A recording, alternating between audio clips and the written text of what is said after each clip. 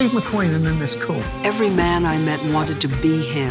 Every woman wanted to sleep with him. Steve had an edge. You can't. Steve McQueen died today, 50 years old.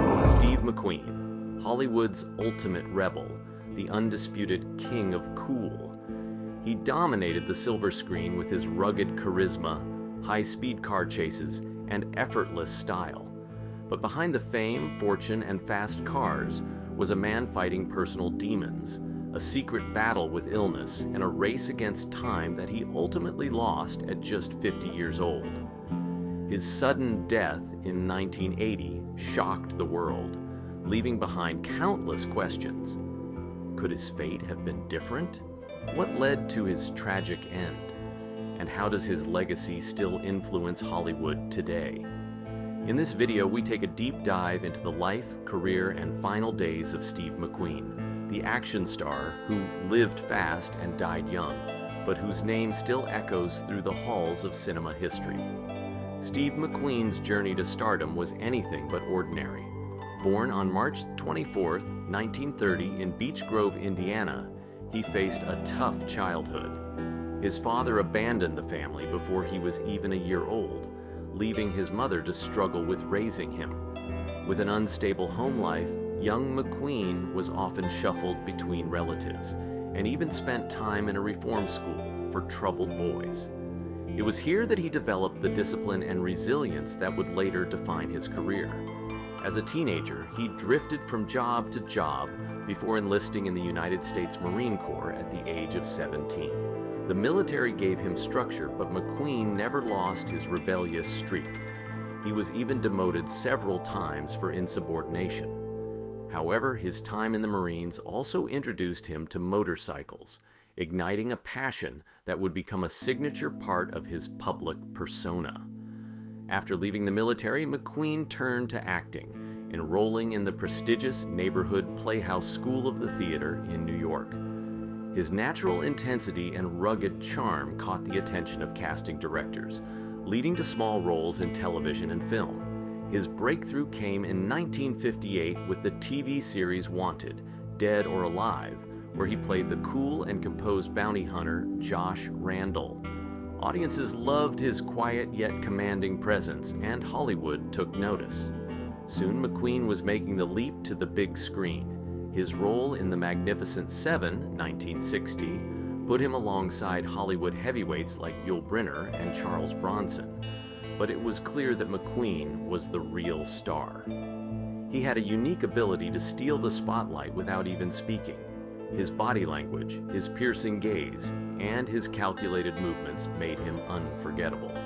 From that moment on, he was destined for superstardom. As the 1960s progressed, Steve McQueen became one of the biggest movie stars in the world. His effortless, cool, and rebellious attitude set him apart from other actors of his time. He wasn't just playing tough, independent characters on screen. He lived that persona in real life. Whether it was his love for fast cars, his passion for motorcycle racing, or his refusal to play by Hollywood's rules, McQueen was the embodiment of the rugged anti-establishment hero. One of his most iconic roles came in The Great Escape, 1963, where he played Captain Virgil Hiltz, the daring American prisoner of war. The film's legendary motorcycle chase, featuring McQueen himself performing many of the stunts, cemented his reputation as a thrill seeker, both on and off the screen. He followed this with Bullitt, 1968, a film that not only redefined action cinema, but also featured what is still considered one of the greatest car chases in movie history. Driving his dark green Ford Mustang through the streets of San Francisco, McQueen created an unforgettable cinematic moment, one that car enthusiasts and film lovers still talk about today. His success continued with films like The Thomas Crown Affair, 1968, where he played a suave millionaire thief, and Le Mans, 1971, a movie that reflected his real-life obsession with auto racing. McQueen's love for speed wasn't just an act. He competed in real races and even owned a collection of classic motorcycles and sports cars. Unlike many Hollywood stars, he he preferred doing his own stunts, adding a level of authenticity to his performances that audiences loved. But with fame came personal struggles. McQueen's rebellious nature made him difficult to work with. He clashed with directors, demanded high salaries, and often made last-minute script changes. His love life was just as turbulent.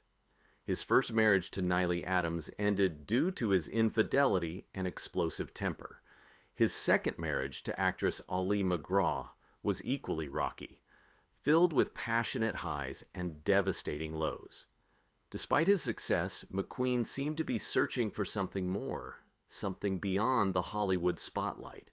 Little did he know, time was running out. By the mid-1970s, Steve McQueen's career and personal life began to show cracks. Though he was still a Hollywood A-lister, his film choices became more unpredictable. His once unstoppable box office dominance started to wane. While movies like The Getaway, 1972, and Papillon, 1973, were successful, his later projects failed to capture the same magic.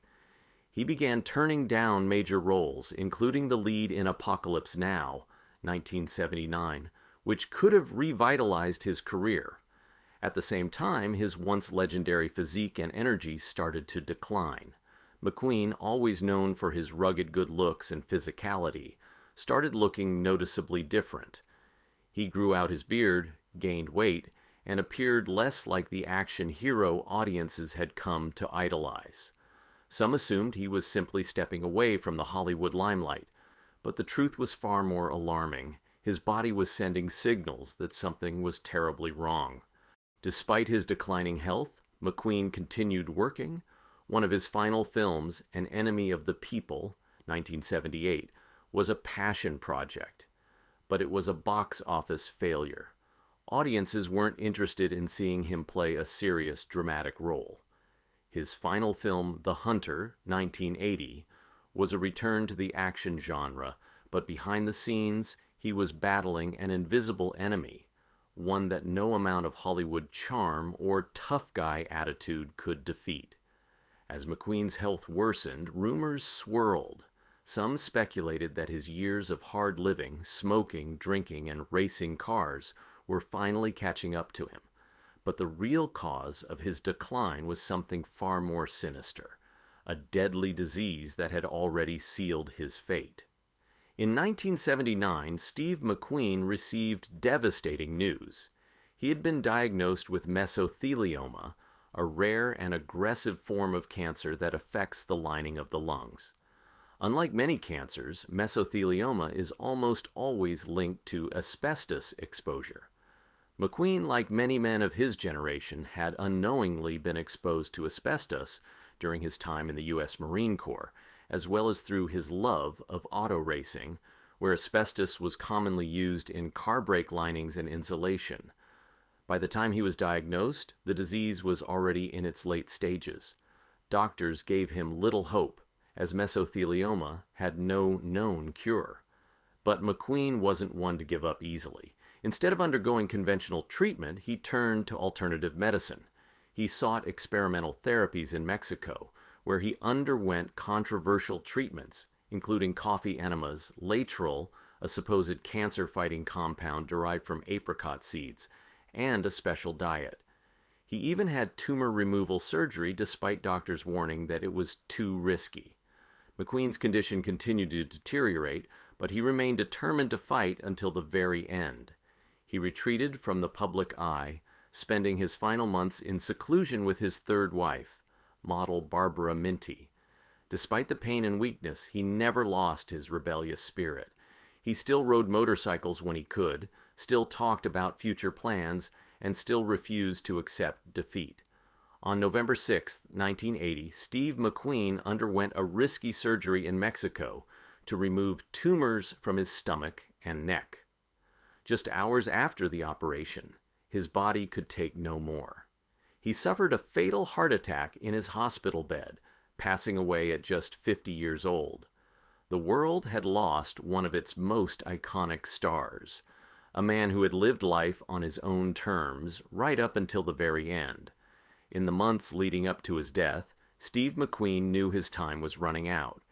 Despite his declining health, he remained defiant, refusing to accept traditional medical treatments that he believed would do more harm than good.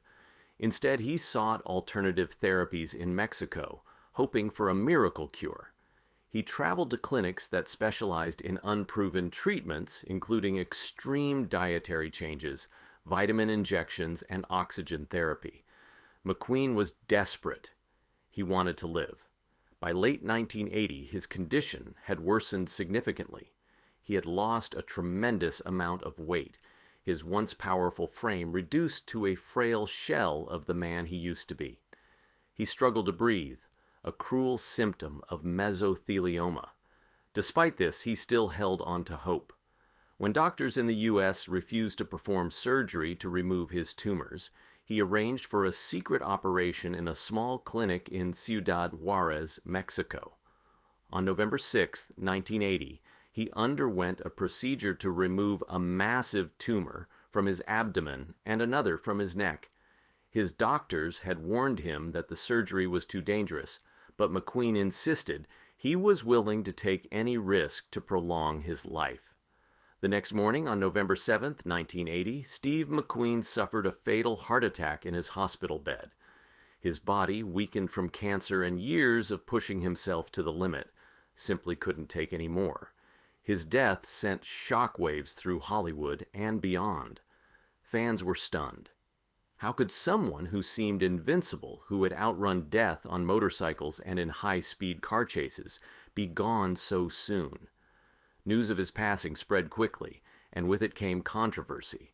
Some questioned whether his alternative treatments had accelerated his decline. Others speculated that better medical care in the U.S. could have given him more time.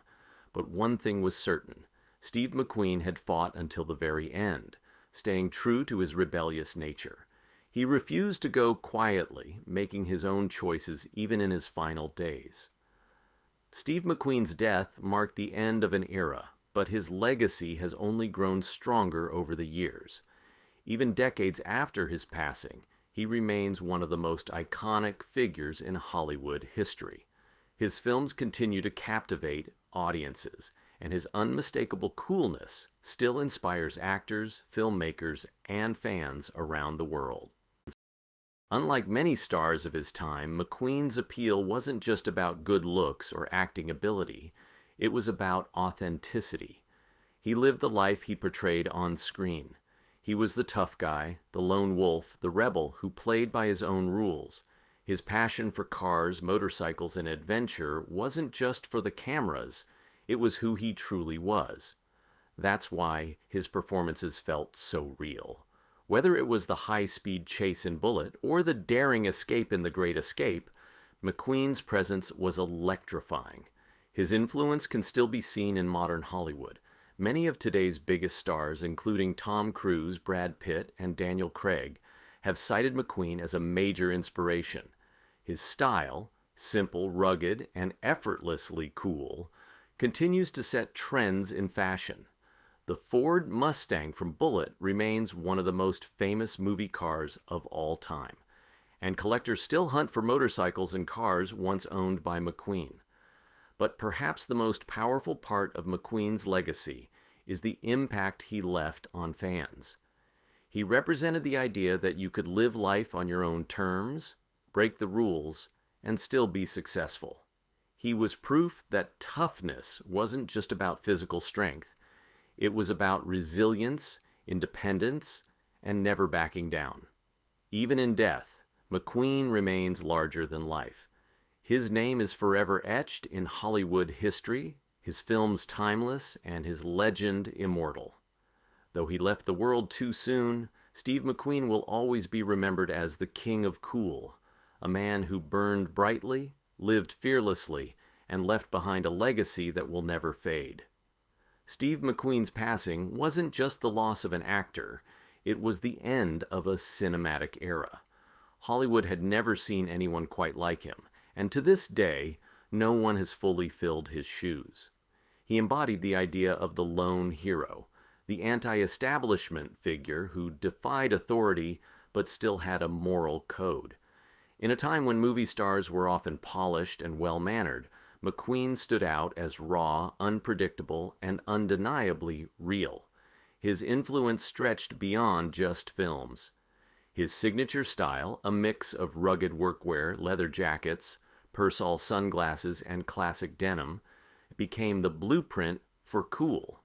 Even today, McQueen's aesthetic is referenced in fashion campaigns, car commercials, and men's style guides. He didn't chase trends, he set them. His love for motorsports also changed Hollywood's relationship with racing. Because of McQueen, car chases became an essential part of action films. Bullitt's high-speed pursuit through San Francisco remains one of the greatest car chases ever filmed. His passion project, Le Mans, 1971, while not a commercial success at the time, has since become a cult classic among racing enthusiasts. The film's raw and realistic depiction of endurance racing set a new standard for automotive storytelling in cinema.